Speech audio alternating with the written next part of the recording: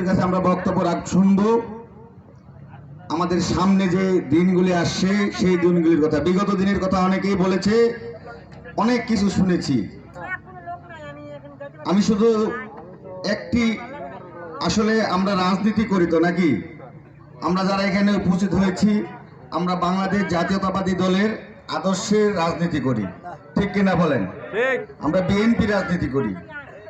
আজকে এই ওয়ার্ডের কথা বলা হয়েছে, এখানকার বিএনপির সভাপতি আমাদের আলাউদ্দিন চাচা বলেছে এখানে 12 আনা হিন্দু সম্প্রদায়ের মানুষ, 4 আনা আমরা ইসলাম ধর্মের মানুষ, তার মধ্যেও আবার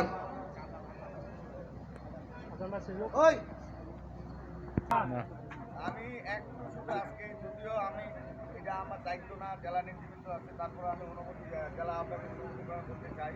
এই 6 নম্বর ওয়ার্ডটি আমাদের একটি ক্রাইসিস ওয়ার্ড, ভোটের ক্রাইসিস ওয়ার্ড, ঠিক না? তাহলে আমাদের আগামী দিনের, আমি বিএনপি ওয়ার্ড নেতৃবৃন্দকে দৃষ্টি আকর্ষণ করছি, অর্থ ওয়ার্ডে যারা